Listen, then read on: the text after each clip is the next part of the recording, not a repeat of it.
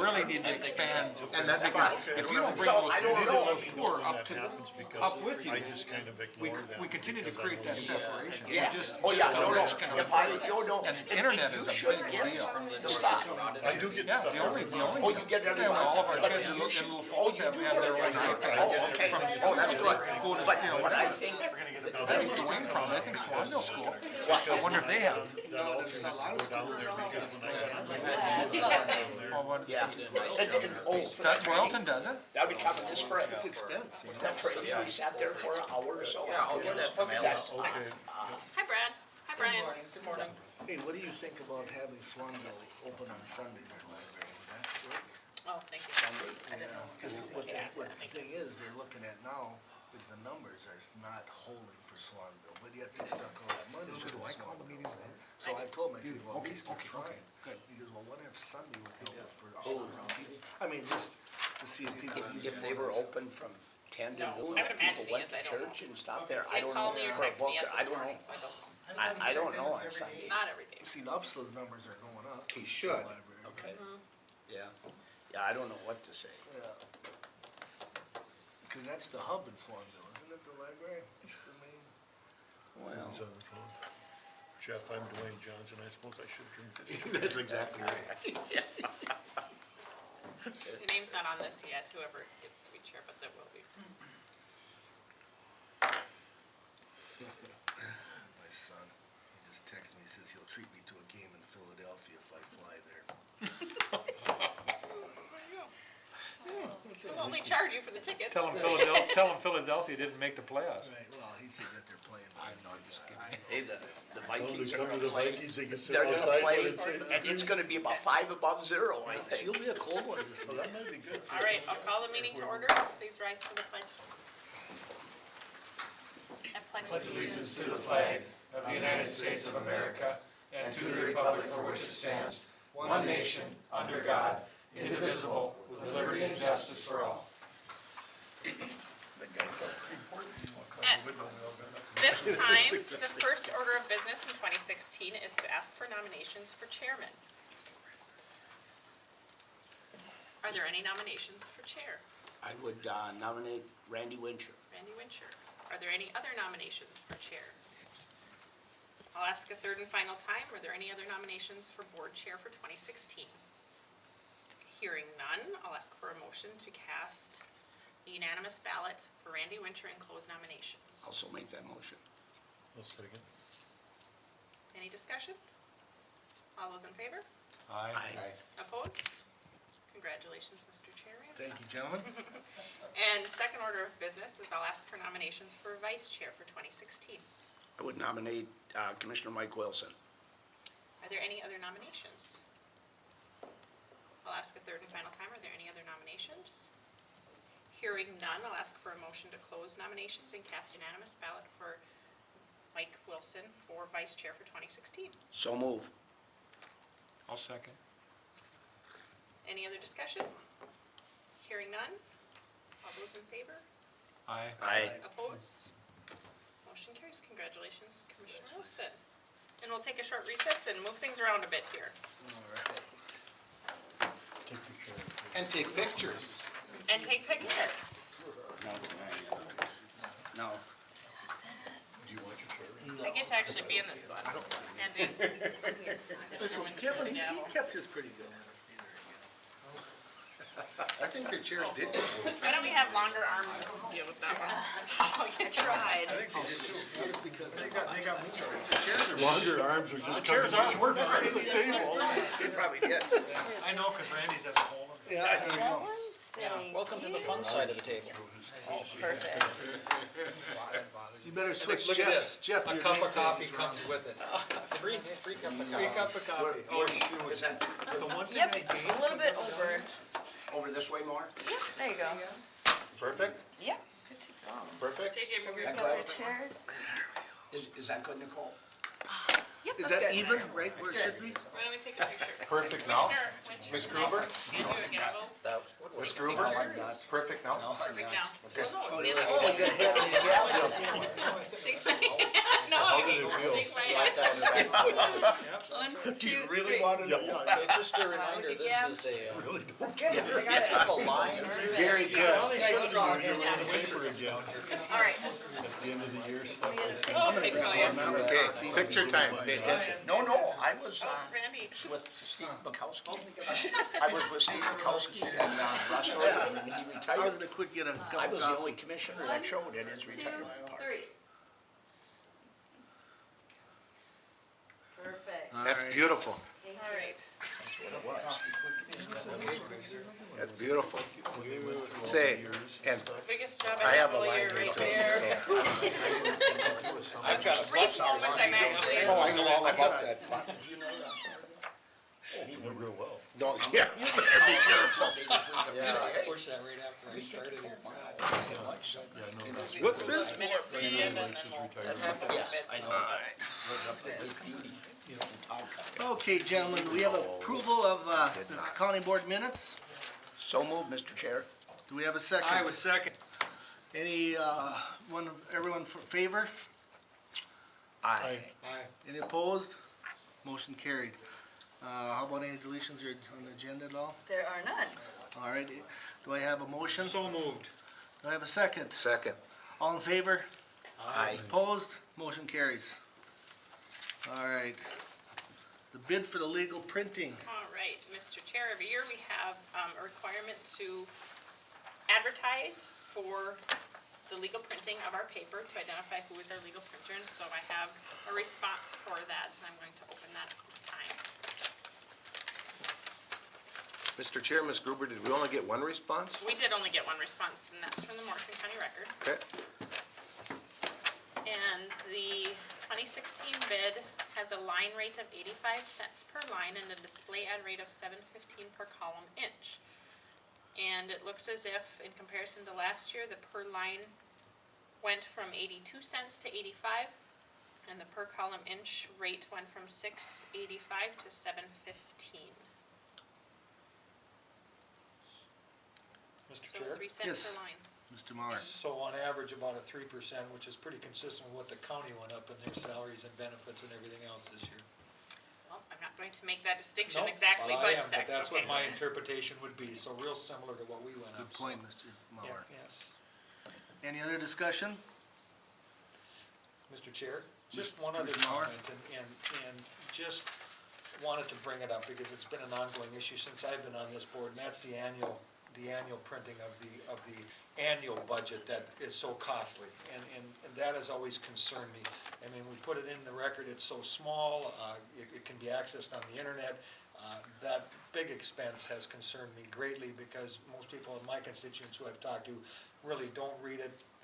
It's on our internet, and to have to print that in the paper, I think it's somewhere around, what, $7,000 just for that one printing. So that continues to concern me, and I think we've talked to our legislators, and legislators have made an attempt to try to address that.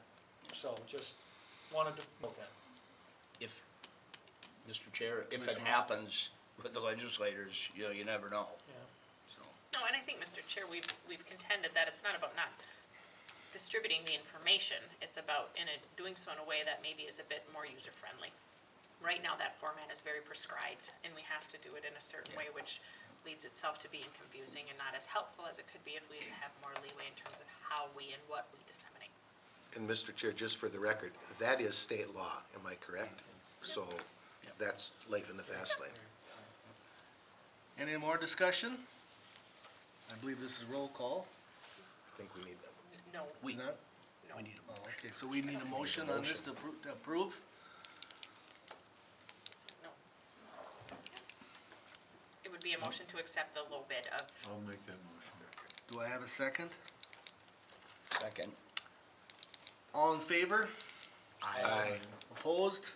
Motion carries. yes. All right. Social service report.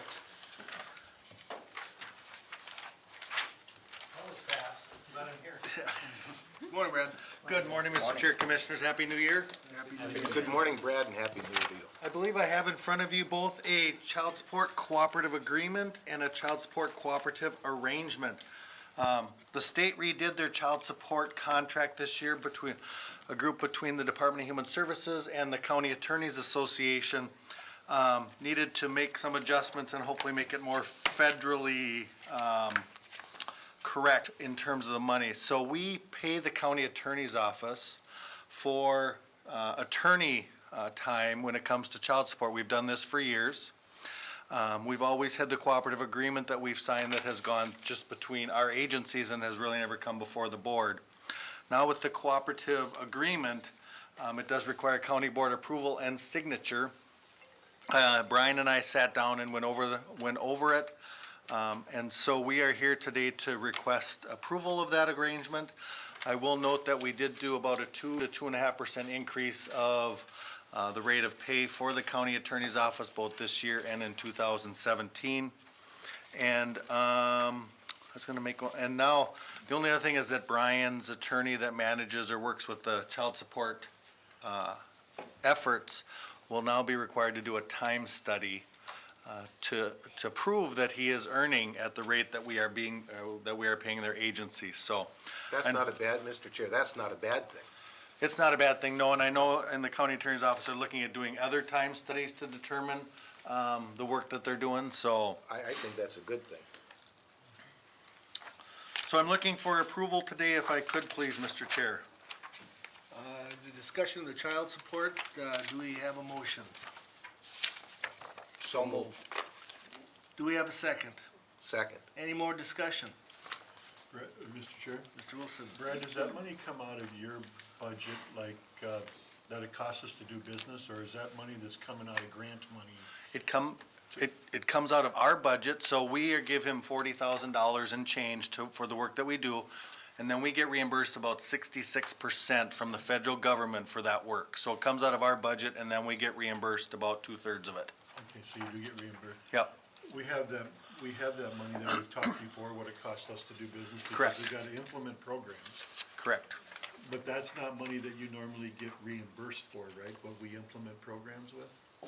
Child support is probably the program that gets reimbursed at the best rate. All of our staff time because most of the work in child support is staff time. And so all of that work is reimbursed at 2/3. So really the levy pays about 1/3 of the cost for the child support program. And I believe sometime in February or March, we'll bring forth the numbers in terms of what we are earning for non-custodial parents. That's one of those self-sufficiency programs that really probably doesn't get a lot of credit as a self-sufficiency program. Okay, thank you. So, Mr. Chair, Yes. I would just like to make a little comment on the contract. And thank goodness that we have the county attorney, if you will, that went through this thing. I've read it, and then I thought I would reread it again, but I knew that wasn't gonna make any sense to me. So once was enough, and I appreciate the time that was put in to do this, because it's kind of in-depth. it's very in-depth. Just for the record, I have no objections to this arrangement. We've discussed it, and And even if he did, there's nothing you do with it. it's probably true. I was kinda gonna say that. Any more discussion? If not, we have a motion and a second. All in favor? Aye. Opposed? Motion carries. That's all I have unless there's questions. All right, have a good Happy New day. Year, sir. Thank you very kindly, Brad. Public health? They might not have anything. They didn't submit anything. Okay. Planning and zoning? I told Amy we're running ahead of schedule, and she's going to be on her way up shortly, and this is making me busy. Good to Yeah, hear. there's a lot of paperwork here on this. There's a lot to it, isn't there? Deb, the auditors report? Want to come forward? I think all we have is warrants. Forgot. County Moving around administrator here pretty loses fast. it. Mr. Chair, if that's all we have is the warrants, I would make a motion to pay the bills, and that would include all of the bills. We have a motion. Do we have a second? Second. Any more discussion? It's a roll call vote. Commissioner Mauer. Aye. Commissioner Jelinski.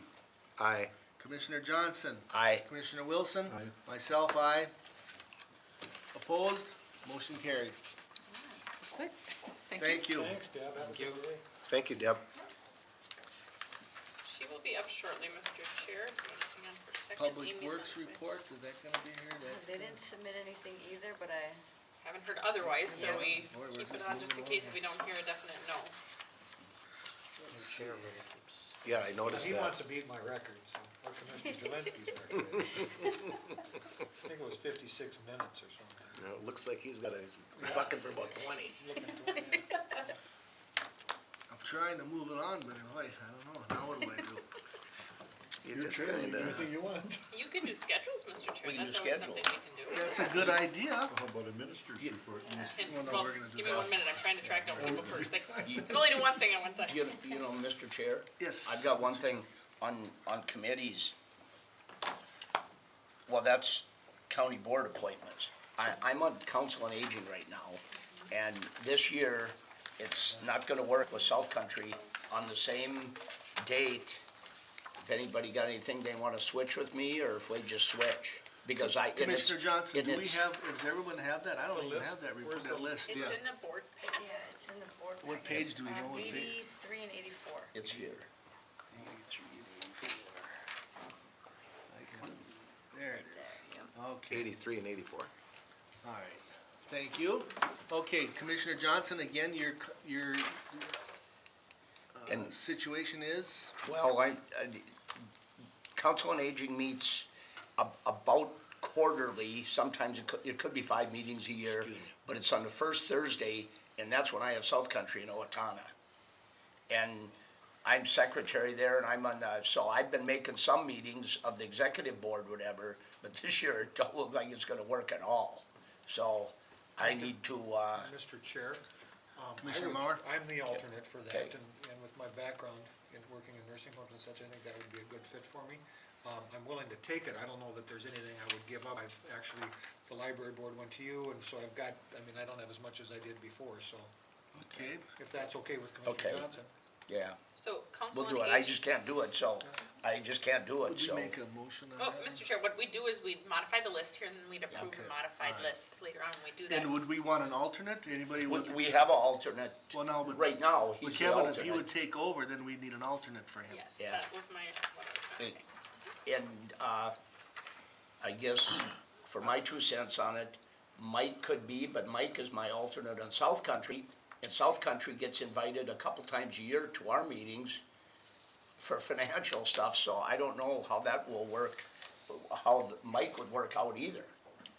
Yeah, I'd be happy to do it. I just don't know, like I says, I don't go to many of those meetings, but Yeah.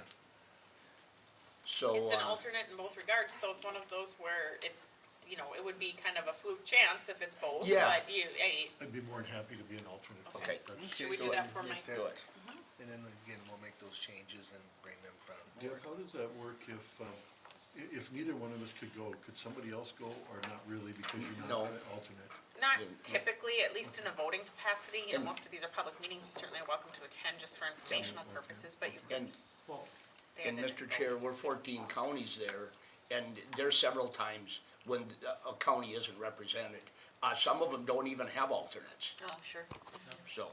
And where are these meetings held at normally? In St. Cloud, St. Cloud. at the, it's in the Red Cross building, right off Division. Okay. I'd be glad to do that then. Sounds Okay. good. We'll make a note of that Okay, for that's now. my only.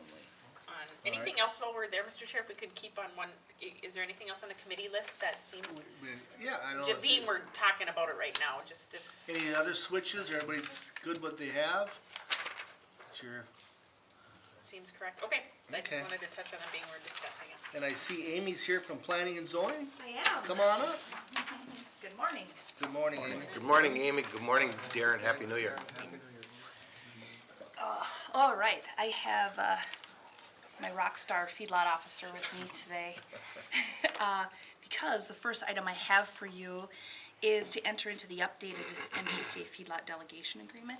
This is for years 2016 and 2017. And I'll turn this over to Darren just to kind of explain to you what our plan is for the next 2 years. Part of the agreement is that we have to 55. lay out what it is that we're going to accomplish in the next 2 years. So I'll turn that over to Darren. Yeah, so like Amy said, this is a 2-year plan. It basically is our kind of agreement as far as what do you plan to do, obviously. This is very similar to the past 2 years' plan in that really it highlights inspecting feedlots never been inspected before formally, and also inspecting feedlots within those priority townships that have high nitrate issues, the Belle Prairie, the Bellevue, the Cauldron townships.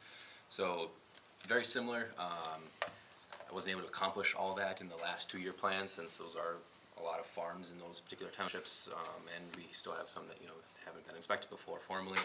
So that really was just put into this one, and so not much really changed from the past 2 year plan to this plan. So very similar, but the numbers were updated.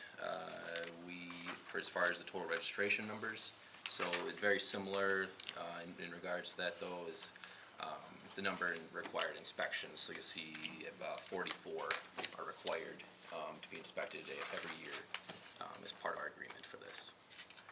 Mr. Chair, Commissioner Mauer. and Darren, just a question with you. With the feedlot stuff and the new buffer law that's been implemented, how is that gonna impact your need or what you have to do? Is that gonna change anything? I'm just curious.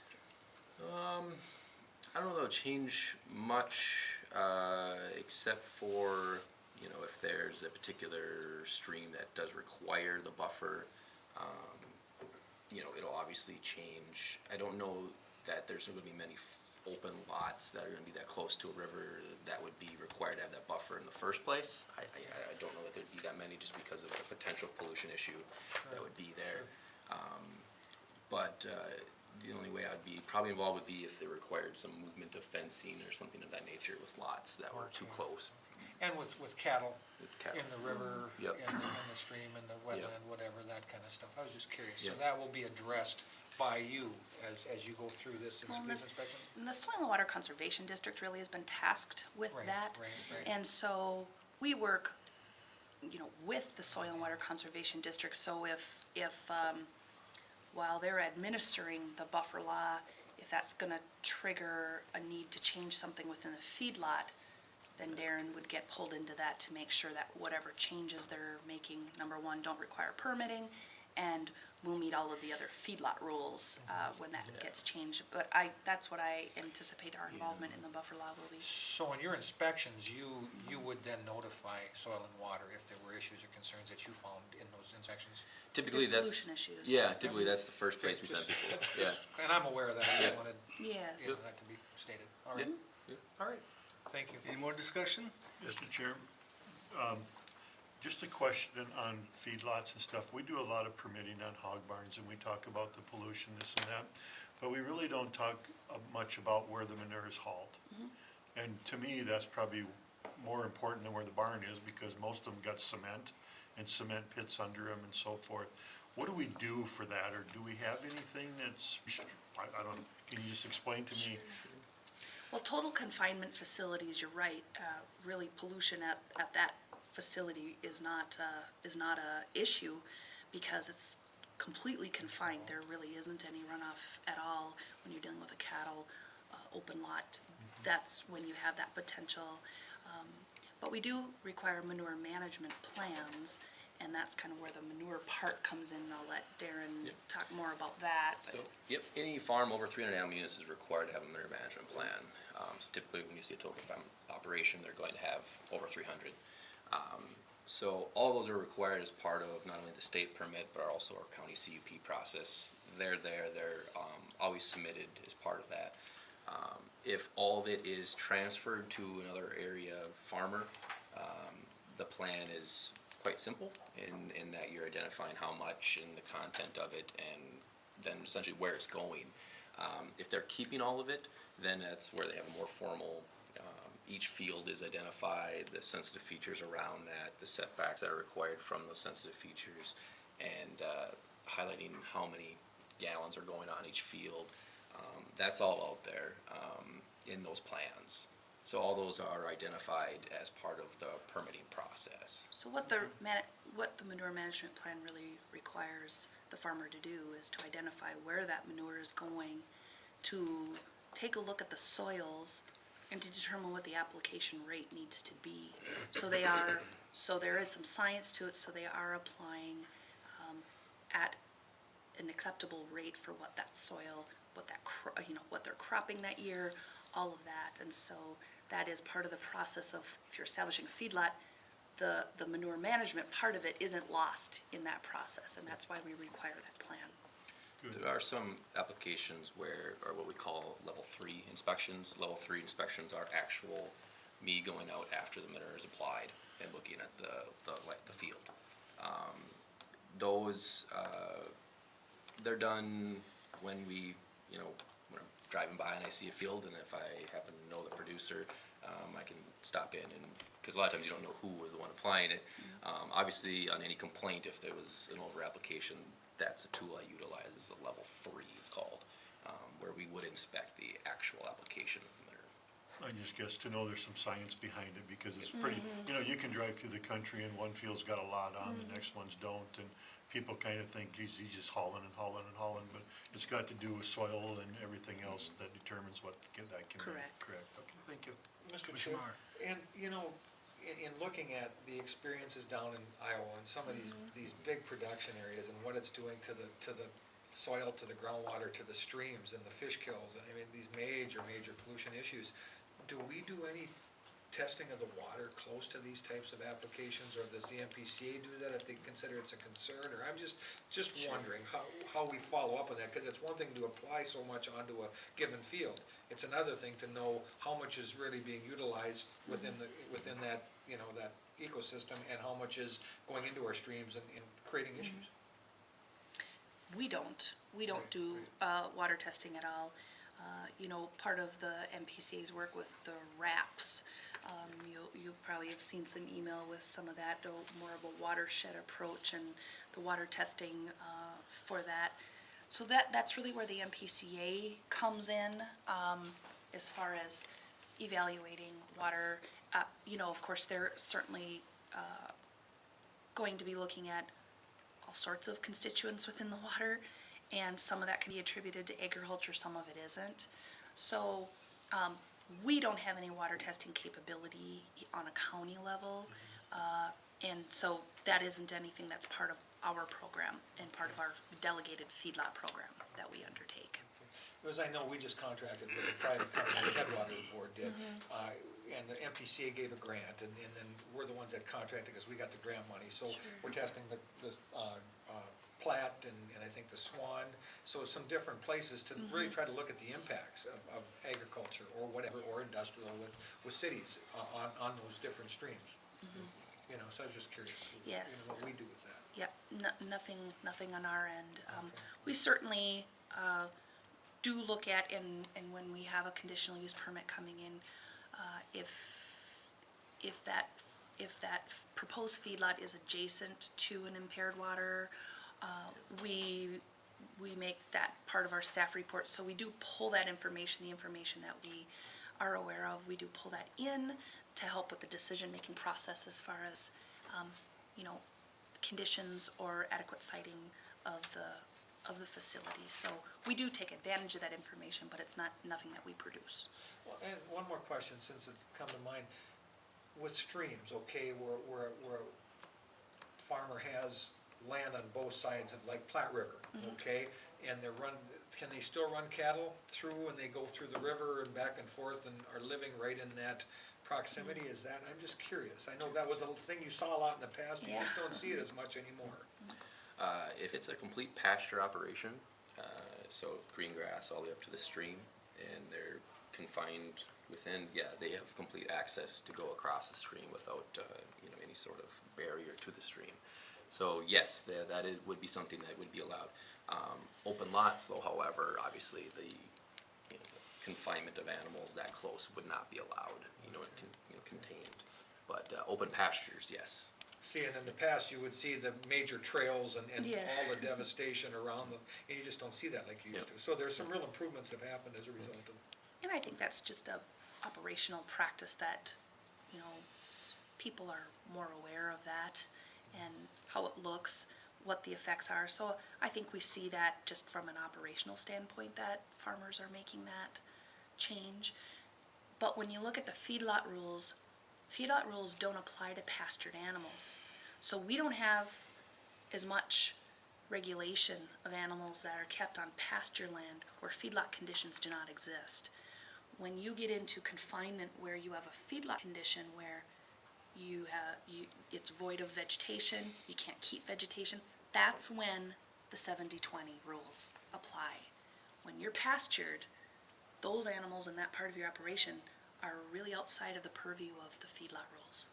So that's kind of a difference that. So if the amount of animals in a given area by a stream, okay, was such that it was impacting That was that creating stream, feedlot conditions.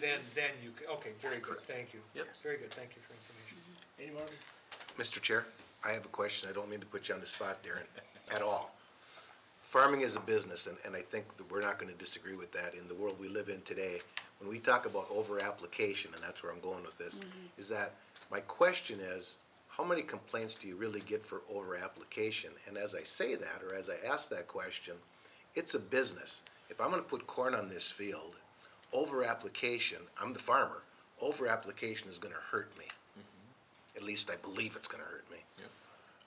As well as under-application is going to hurt me, because in the business that farming is today, it's not, well, I think I can put this much on, or I think I can put, we're testing soils constantly. So, back to the question is, how many, again, not trying to put you on the spot, how many instances of over-application does Morrison County get in a year?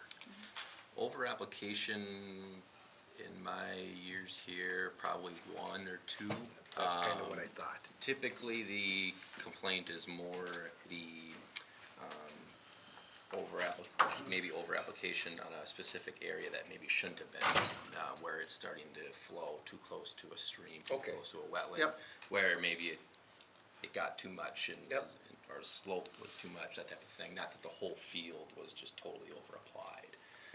So, yeah, not many that come in that way. It's usually something else. And one of the things is manure actually has value. And Exactly, so- absolutely. And so it's kind of a valuable byproduct of farming the animal of your choice. And so that keeps, you're either paying to apply commercial fertilizer or you're Absolutely, utilizing the manure. And so that's, you don't want to pay for more than what you need. And that's really what the manure is. It's Absolutely. It's a product that you buy. Fertilizer is expensive. And thank you. I didn't mean to put you on the No, spot. no, not a And I problem. didn't think that I really was going to, because No. I didn't think that over-application really was an issue, No. simply because of the business. Just in my professional work that I do. Yeah. I would just like everybody to realize that all farms are not the same. Exactly. You know, we have organic farmers, we have farmers that do strictly grazing, and they run things in a seasonal type thing. We have your farms that are confined, you know. I've been on farms with 20 animals, and I've been on farms with 40,000 animals. And I can't say anything wrong about either one, you know, because the bigger they get, the more restrictions they have, and the better things are done also. So, just so that everybody understands that everything is not the same. Different places are different, so. Mr. Chair, in the last 10 years or so, farming has really changed. Things have changed, Absolutely has. 10 or more. Any more discussion? I have to weigh in a little bit on this one. The question I have is maybe piggyback a little bit on Commissioner Jelinski, is the hauling of the manure. I mean, a lot of these large farmers, they basically rent for hire the haulers. Custom applicators. And this goodwill that we have for neighbors, to contact neighbors, do we have a lot of people complaining, hey, you know what, they're hauling manure, and some of these large farmers, they're miles away. Do we have people having concern about, you know, or do they contact you about that at all? Specifically about the. Well, okay, you know, we're gonna be hauling, so is it the hauler's responsibility to contact the neighbors that, hey, we're gonna be hauling today? Or is it the owner of the manure pit? One of the things, the Good Neighbor Plan, and usually the condition on there requires that you contact the road authority that you're hauling, not necessarily all the neighbors, unless they identify that in their Good Neighbor Plan that they're going to. So the condition that we hold them to, number one, is the road authority. Then also when they notify us, they get that exemption for odor. They have to notify us in order to get that. There's certain activities that a farm undertakes that sometimes is expected you're going to exceed the allowable odor, and there's an exemption in law for that. And so, but yeah, so we do every once in a while Yeah. get calls on hauling. Occasionally, not as often as I guess you would maybe think, but yeah, we certainly have gotten always hauling, and most of the times those are related to odor complaints, not necessarily That he didn't notify me. that he didn't notify me. It's just that type of thing. So, Mr. Chair, to go a little further, in the Good Neighbor Plan, Farmer Smith does not call the neighborhood up and say, we're hauling manure today. Farmer Smith calls the road authority. They have most feedlots, if they have a conditional use permit with us, they have a specific condition that they notify the road authority when they're hauling. And so that needs to be done. Lately, we've been putting the condition on that they abide by the good neighbor policy, but not every, that's a fairly new condition that we have on, so not every feedlot is subject to that or is held to contacting their neighbors. Okay, very good. Mr. Chair, and really the bottom line is we get a lot more complaints prior to a feedlot going in than we do after the fact, correct? Yes. Okay. Mr. Chair, just to clarify, to make sure I understand this correctly, when people build in the country nowadays, do they have to sign a release like that they know of the odors? That came Yes. about maybe 10, 15 years ago? Yes, we've had that in place for quite some time, Yep. so they acknowledge that they're building in the ag area and that they're subject to the sight, sounds, and smells of agriculture. And I think that helps a lot. At least they know they signed something that states that, and it takes the pressure off a little bit. If I may, on that one too, I think the challenge is though, yeah, the people that build that house, they know where, but now they sell it to Joe Blow, Yes. now Yeah. he doesn't know about it, see? Correct. And that's where the challenge Yep, comes. it's who comes there tomorrow. Exactly. So that being a concern, Commissioner Wincher, would be, could we, on resale, make that a condition? That's, I don't know, I'm just Pretty curious. hard. I know, but I'm It's- just asking, because if Yeah, when that's it comes to property transfers, the planning and zoning office is really out of the loop of that. That really happens more at the recorder's office than anything. We don't have, we look at property transfers when it comes to whether or not they've got a current septic compliance inspection, so we review those, but we're a year after, so we're looking at the whole year's property transfers, and so we don't, we're not a part of that process as far as on the front end of that, we're not Okay. And a part of that. Mr. Chair, the recorder's office is not on the front end of that either. No, We're recording we're the not. property documentation after. We don't, That's when the papers are that's not, signed. yeah, that's not in our legal authority to intervene in that private sale Buyer transaction. beware. Yes. But it's an interesting thought, and I'm Yes, hoping that, it yes, is. certainly people are aware of that, but not our regulatory realm. Mr. Chair, it's kind of like a lake. I tell people, if you're going to buy in a lake, make sure you understand what you can do on a lake. Right. And I would say country's about the same way. If you're going to buy in the country, understand what's allowed and not allowed. Well, Mr. Chair, anywhere, people Yeah. being held responsible is important. Yep. Mr. Chair, and I think those complaints, and it's kind of interesting, the ones that come up pre-feedlot, okay?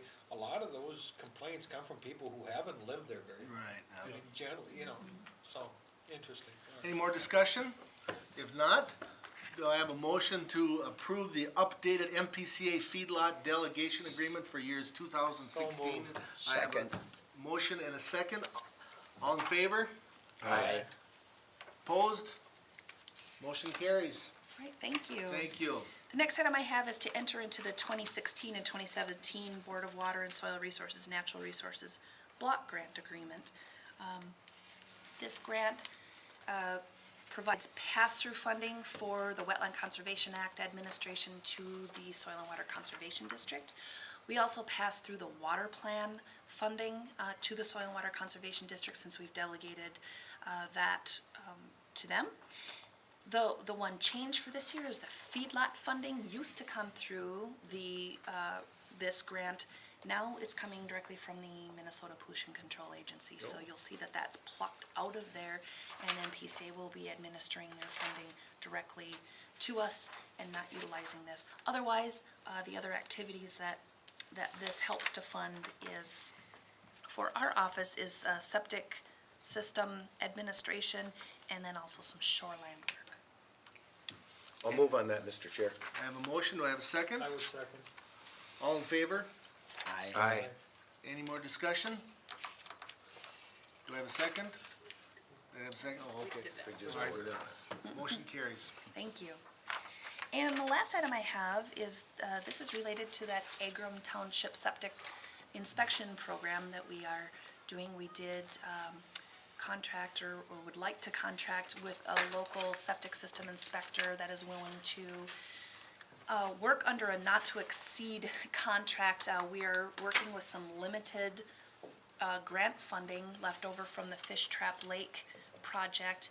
I did find a septic system inspector that is willing to inspect the systems we need to be inspected in Agram Township for the sum of money that we have left. So he's working under not to exceed $22,700. And he has signed the contract, and I need approval to enter into this contract with him. Mr. Chair, Commissioner Mauer? I have a question, and you said you found somebody. Yes.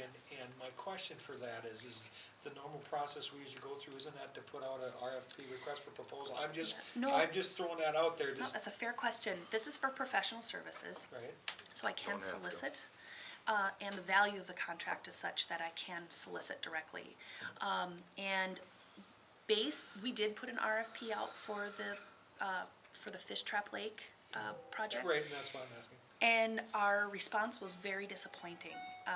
Very few inspectors were interested in this, and one of the reasons is they do so many other things that they just simply don't have time to inspect then on top of that 200-plus septic systems and get that work done in the time frame that we're asking.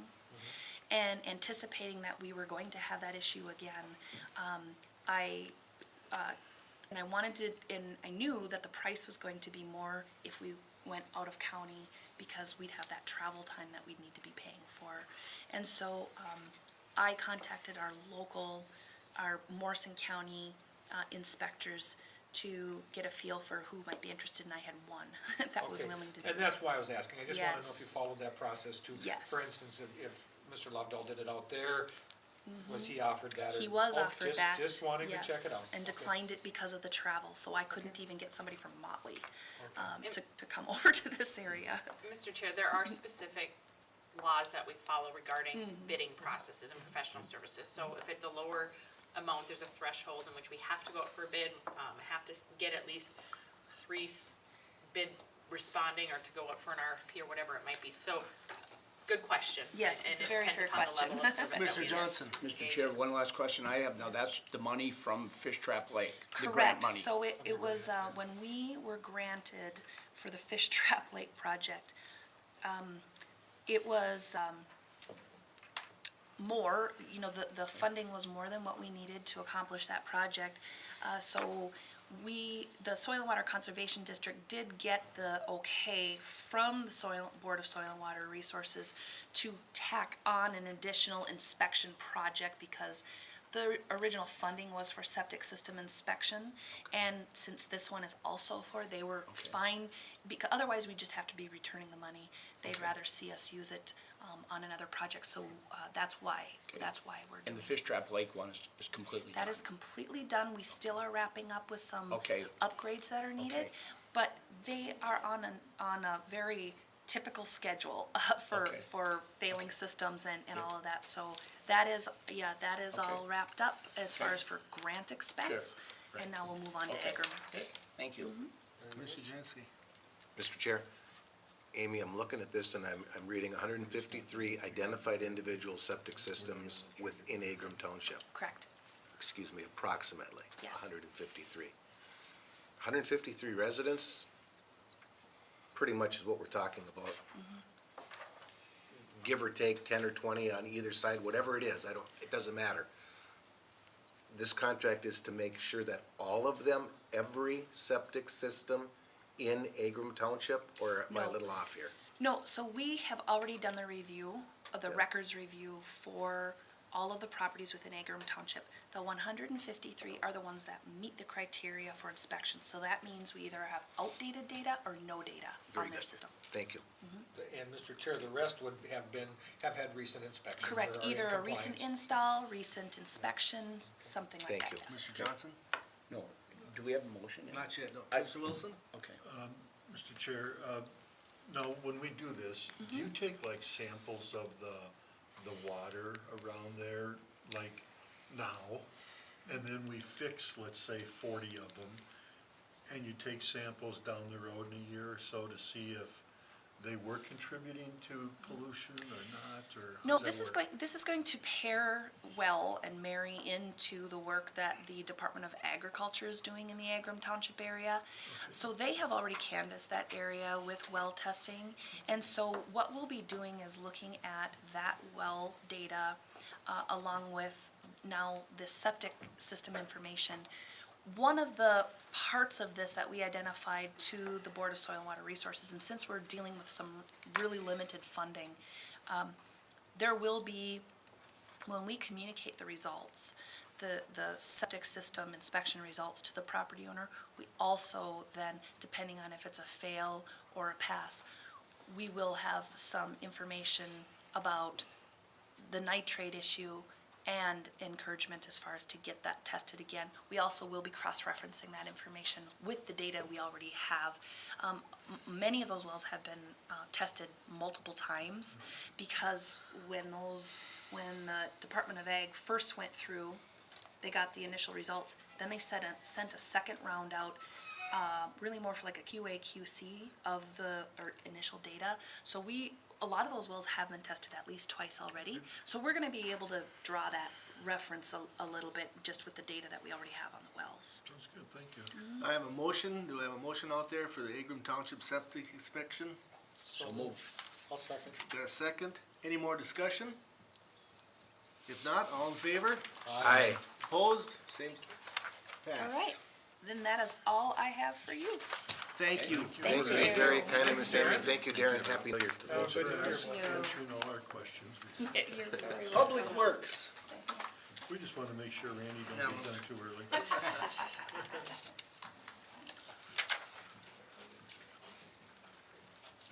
I see. Good morning, Steve. Morning. Congratulations on your successful election, it appears. Thank you. You should have been here for discussion. We're getting paperwork, Mr. Chair. A couple of requests of the board today. So efficient.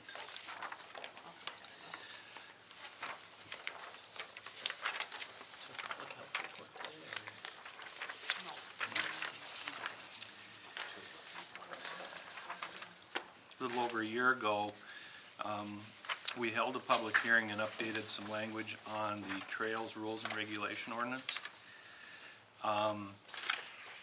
In that update, we refer to the definition of an ATV utilizing Minnesota Statute 84.92, subparagraph 8.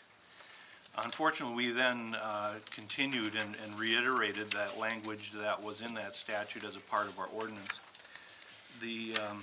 That statute has been amended and the language has been changed. And so what we need to do, we're requesting that the board would authorize us to advertise for a public hearing and that we would correct the ordinance to reflect again what Minnesota statute defines as an ATV. I provided for you the two documents. The one is the current Minnesota statute and its definition. It went from engine size to subparagraph 8 where it talks about the weight of it and the width of it and the number of tires on it is how they're regulating it now. So our request is that you'd authorize the department to properly advertise for a public hearing for the February 7th meeting. Oh, Mr. Chair, if I could add, I don't know that, I mean, you can make a motion if you want, but it's just more of a FYI that we want to do this and move forward with that. We'd have to go through that formal process to actually change the ordinance. Do you think it's okay to change it so it's not specifically identifying it, so it's They mess vague? with it. They mess with that language from time to time. Yeah. And we do want to Who's be, they? Well, the state in this State. situation, the legislature did this. Changing the reading of any statute can change, I guess I could look to Brian and say, that probably changes on a fairly routine Right. basis. And in my opinion, if that's what we have in our ordinance is language from the state, if the state changes their language, we probably have to change ours too. Well, is there a way to be less specific and reference it, or to list, is it better to list it out for some Oh, reason? I'm as sorry. Well, I well? don't I'm want to sorry. list it out. You That- don't, yeah, no, okay, I think yeah. that we cross that, that's what the get rid of it, changes yes. essentially will be in our ordinance. It'll just refer to the statute. And It whatever won't, current it won't language you have reiterate is- it. Perfect, that's what I was Exactly, hoping I'm sorry. to do, so it doesn't have to be And what's the something date, that's Steve, ongoing. for public hearing?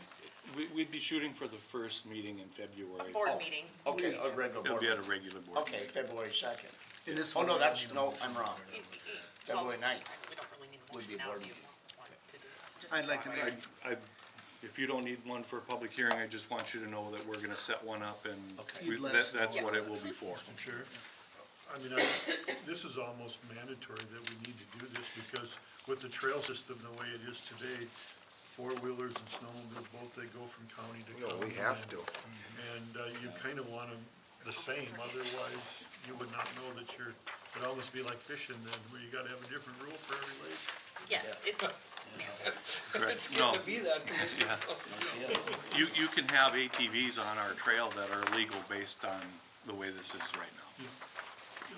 What about those, fat tire ones? well, they're bigger, they're almost like a Jeep or something, you know? I mean, that must be the weight limit that they have on The weight here, limit right? and the width limits control that and whether it qualifies as the type 1, type 2 ATV. Yeah. Hey, Steve, what we did about a year or two ago, because fat tired bikes were not allowed on the trails. And last weekend, there must have been 30 or 40, I've seen them going through. Then I looked, they're just, so now they're being used on the trail. Yeah. It's getting to be a bigger thing, Yeah. so. okay, we'll move forward and more to come Okay. with that in terms Yes, of very a good. language I'd ordinance revision process. Like to get it up to date, and then they're assigning even that's based on the old language along the trail. We want to get that all updated. And that so- you'll bring to a board and give us the date and move forward, so. Okay. Mr. Chairman, members of the board, then also, I've included here, or going around, is our proposed 2016 Highway Improvement Plan. We have had some general discussion at our planning meetings on the work that we would be proposing for this coming year. And this is what we're going to be trying to accomplish as we move forward.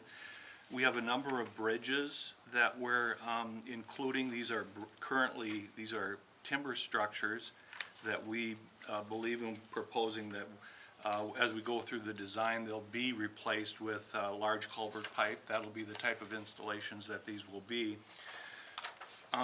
We show funding, other funding, and our anticipation is that this legislative session, that there is going to be a bonding bill, there is gonna be local bridge improvement funds in that bonding bill. And so we want to have structures that will be able to be funded and could move quickly if that occurs. There are 3 structures included in this plan currently. Number on our County State Aid Highway 1, just out of Randall, would be one of the structures we'd be trying to replace this coming summer. It'd be late in the season, I expect, just the way everything would fall in place if this works out. Another one would be on the Swan River on County State Aid Highway 12, between Sobieski and Swanville. And then the third one would be down on our County State Aid Highway 23.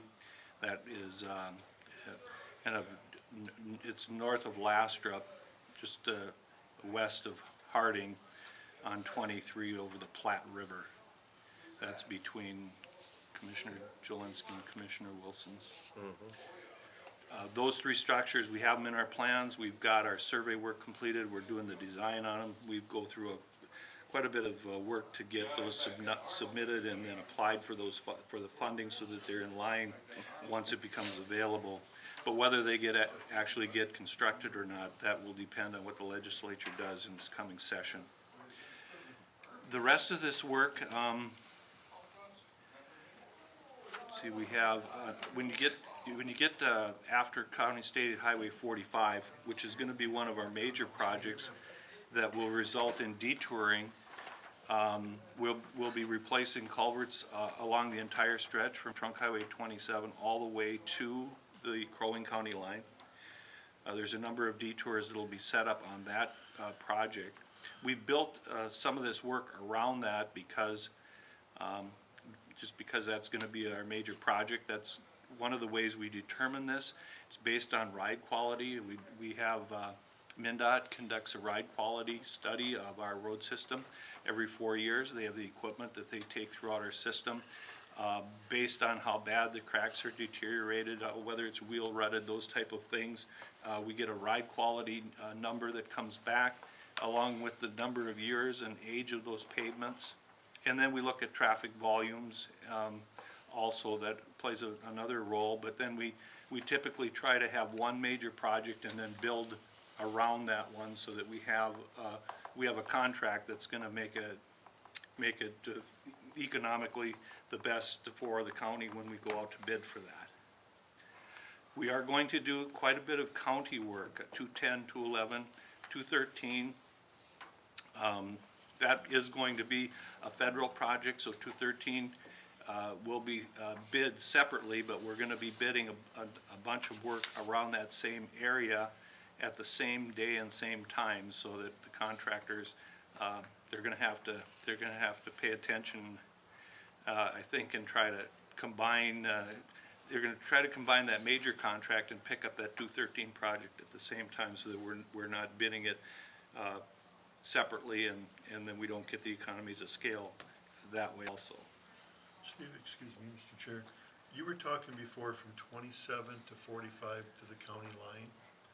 This would be on 45 from Trunk Highway 27 to the Crow Wing County line, yes. Is that, it says 3.8 miles, I'm trying to think that, don't see, am I in the right one here or not? Bituminous number 43? 45 would be the next one down. Okay, that's the culvert replacement? Yes. 17 tapers on that. Doesn't have the miles. It won't be resurfaced the culverts are what this project is going to be. Okay, that's what It will be followed up with some, shoulder widening and the resurfacing the following year is what we're anticipating on that one. I was just off when you said county line 3.8 miles, I was gonna say, something's not adding in my head, so. That 3.8 is on 43, which is an east-west road that runs by the fairgrounds, and then it continues to the east to 45.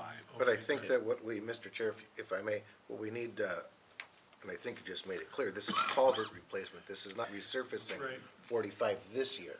Right. That's right. But everything is gonna be then tentatively in place for Yes. the following, and that's keeping us on schedule, if you will, of paving roads in the county, and keeping the roads in the county to be what they are. And the only way that you can do that, it's a lot of money, there's not a question about it. But Morrison County has roads. I think that there's none of us that'll make an argument when we go into another county, leaving a Morrison County paved road, we run into some rough roads. And if we go to the north, and there's enough publicity out there in Crow Wing, they've got an issue with their roads. And quite honestly, in my opinion, is they didn't take care of them the way we're taking care of ours. And that's the way that we can maintain what we have. There's a lot of work out there. Coming into this 30, 40 years ago when they did, or 20 years ago even, the pipe work wasn't quite what it is today, because those pipes are the original construction. And a lot of them were metal pipes. They had some life left in them, some service life left in them the last time the pavements were worked on. We're pushing the end of the lives on a lot of these older county state aid highways where the grades are there, but the drainage structures are done. And this is the approach we're taking. Usually the year before, we're trying to get them all replaced, get everything in place, because that also gives us a better bidding process for the bituminous work when they're not having to mess with that the same year that they're doing the paving. Mr. Chair, Steve, when you replace culverts, you always replace them with the same size, right?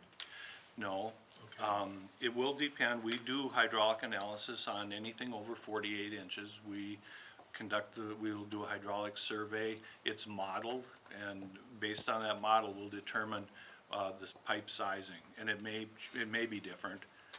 Typically, we don't change a lot of them, I will say that, but some of them do from time to time. So my question to that then is, if you change a size, it's probably gotta go lower into the ground more or less, or is it wider?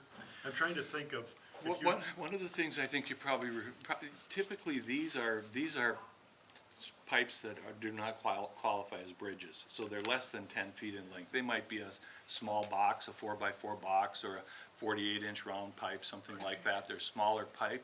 Typically, those aren't changing a lot because those sizes have been determined by a lot of experience.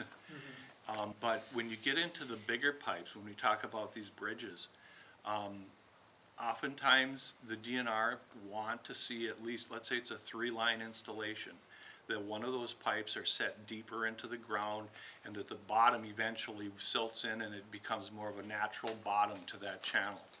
And that's part of our permitting that we go through when we do these structures, especially the bigger ones that we have to do. I guess I'm trying to think a little more that if we put a bigger culvert somewhere, what happens down the road, the other, where the water goes? Well, when we go through this whole process, there are legal restrictions on what we can put in, how much headwater can be increased, so those things are what are regulating that. And that comes in the modeling of it, those go through the DNR when we permit it, they review that. That's how that is controlled somewhat, let's say. I just wanted to make sure people were under the understanding that we can't just put in any size we want, because it affects the rivers down farther and the people and so forth. So, okay. Commissioner Mauer. Mr. Chair, and I think when you say modeling, that's what you're talking about. You're talking about looking at the flow, the water that comes off the terrain, and you model the area as far as what the flow is and what's required there, and even the Yes, level as far yes. as. When we're talking about, normally on the big structures, we're talking about a 100-year flood event. They're using a design frequency, a rain event that creates what we call as a 100-year storm. And what will that do at this location, if you have that type of a rainfall intensity, how much water buildup would you have upstream? If you put this size pipe in there, then what happens downstream, because if it's a larger opening, more water is going to move through it. Will that have a downstream effect that would be detrimental to downstream properties? Those type of things are looked at as a part of that modeling. Thank you. So my request to the board is that you would give us permission to move these forward. Once we have our funding in place, we'd move them to a bid process. Following that, then we would bring that back to the county board for your consideration to award and move to building it for the summer Any construction. more discussion at all? So moved, Mr. I Chair. do have a discussion, I see in my area, Lakin and Lee, it both says local. That just means that we're paying for those locally, there's no grants? Is that what that means? Okay, It says local for project?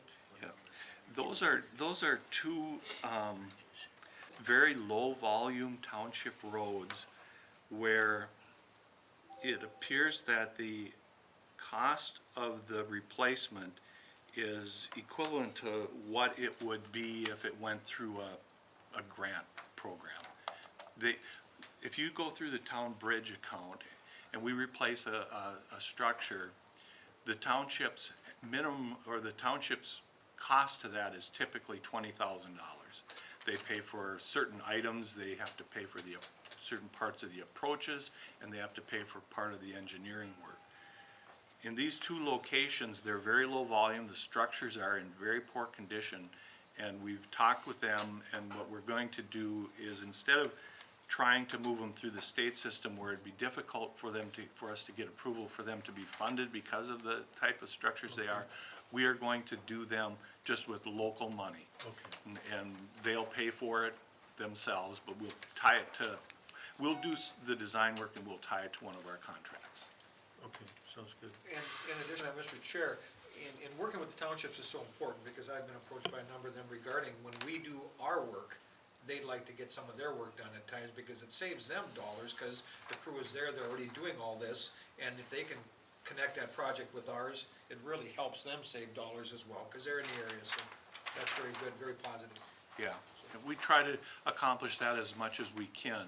Sometimes on some of the pipe work is better for, it fits better for us. You get into some of the bituminous work, you could have a small township project that could get bid high, but overall, all these other projects, the lowest contractor on our work might not get it, just because of the fact the township project was built into there somehow.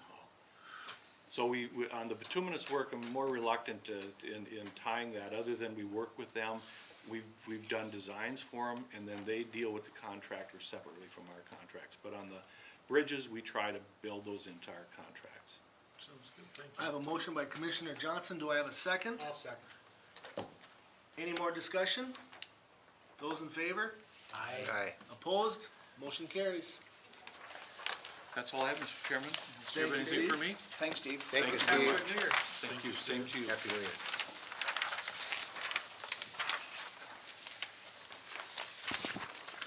And now we got that, we must be getting into administrator's report. Yes, Mr. Chair. I have the annual resolutions for your consideration, and we can deal with them all in one motion.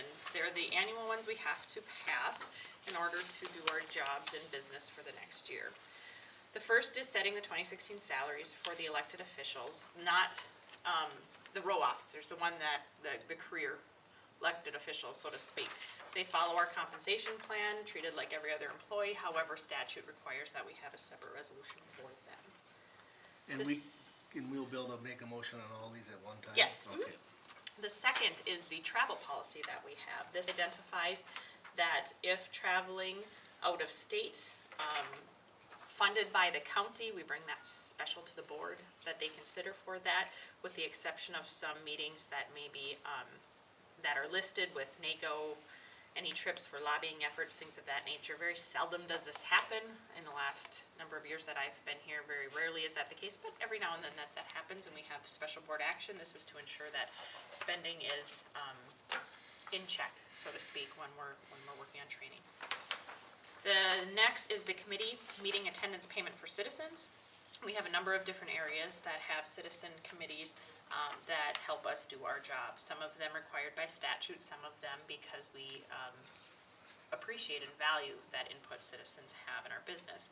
So this resolution sets that per diem for those meetings that they attend, the Board of Adjustment, Planning Commission, and all board-appointed committees.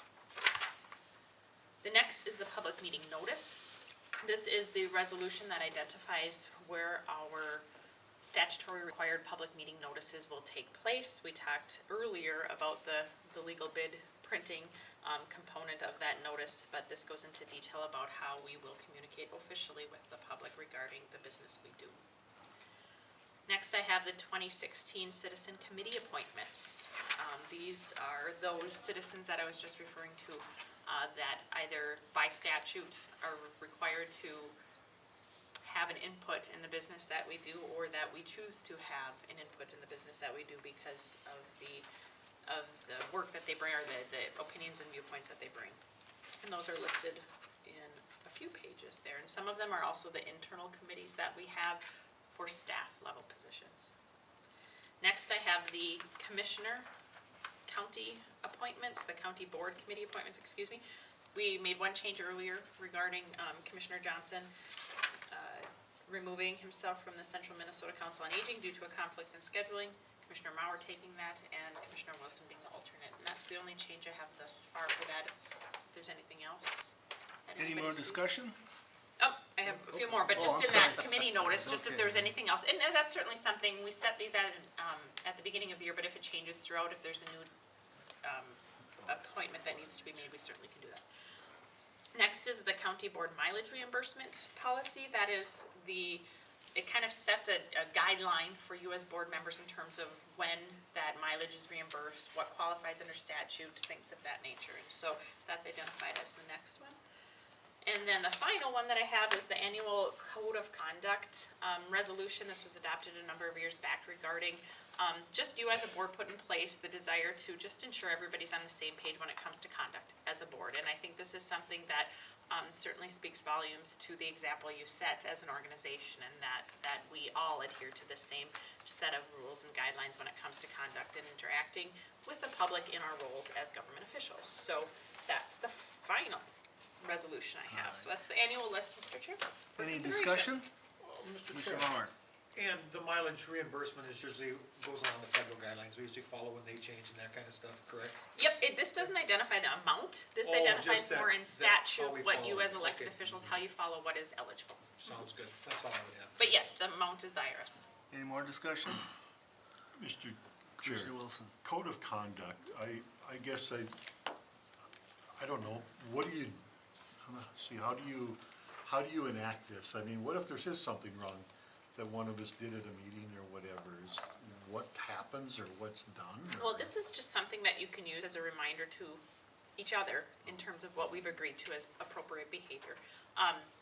Yeah, there isn't a sanction or a Well- level of discipline or whatever. It's just a common agreement that you have as a board that says, you know what, we're going to adhere to these. That's typically the case, don't get me wrong, it's not like that's an issue, but it's just a nice example to set for this organization and sets the tone for how we expect behavior to move forward and occur. And I agree with that, just because I asked the question, don't mean I Yeah. disagree with Yeah. it, but, okay, thank you. Any more discussion?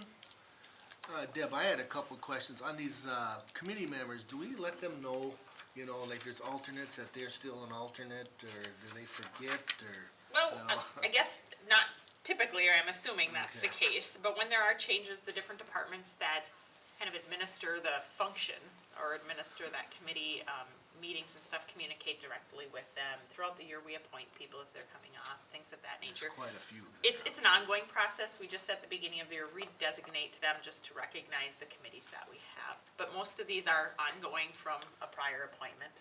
It's a bit redundant in certain regards, I agree. Thank you. And I don't know how I make a motion on this here and Just a put motion it to out there. approve the annual resolutions is listed is what I'm All looking for. right, do we have a motion out there to approve all the annual resolutions? So moved. I have a motion, do I have a second? Second. I have a motion and a second. All in favor? Aye. Aye. Opposed? Motion carried. All right, now we're set for the year, thank you. And then, I don't have other action items. Is there anything else you need from me, Mr. Chair? Not at this time. Anybody else have any other questions for Deb? That's the code of conduct going around there. If not, we're getting into the, our schedule. Yes, and if I could have your schedules from January 11th through January 22nd, please. Commissioner Mauer, let's start at you at the end. All right, Airport Commission on, let me see here, Headwaters Board on the 15th at 9 o'clock in Walker. ACUB on the 14th out at Camp Ripley at 9 o'clock in the morning, At 9, you said? yes. 9:30. 9:30, I'm sorry. Let's see here, I'm going to go to the Little Rock Creek DNR meeting in Rice at 6 o'clock next Tuesday, the 12th, where they're gonna look at watershed issues and give some input. We got that. What time was that? That's 6:30. 6:30 it starts, it opens at 6. So it's Little Rock Creek. And that's, I believe that's at the church or something. It's a DNR-sponsored event on groundwater, Rice, yeah. and it's at In the the Little Rock. Immaculate Consumption Church in Rice. And we have T-SWAC on this Friday, the 8th, did you ask for the 8th? No, the 11th, from I'm the sorry. 11th on. Okay. And then we got, let's see here, I have the Airport Commission on Tuesday, the 21st at noon. And it's through when? 22nd. That should be good for me. Commissioner Jelinski, On the 11th, at 1 o'clock in the afternoon, I have every intention of attending the responsible beverage server training at Public Health at the library Time is that at? at 1 o'clock in the afternoon. On the 12th, did you say we have a planning meeting, I Commissioner? didn't put that down. We do. At 8:30 on the 12th. On the 13th at 8:30, there's a department head meeting. On the 14th at 5:30, there should be a trails meeting at Camp Ripley.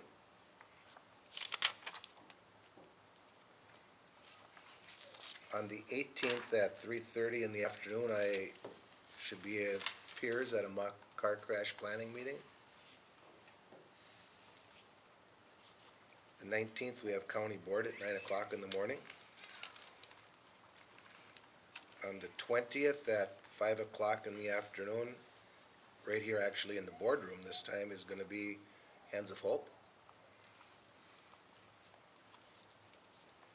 On the 21st, I've got an Armor Owners and Operators meeting in Douglas County at 10.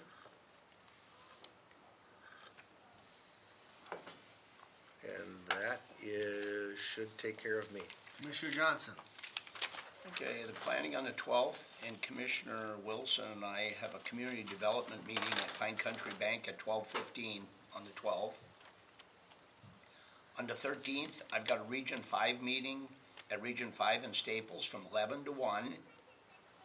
Then Commissioner Wilson and I have a Tri-County Health meeting at Joint Powers in Staples from 1 to 3.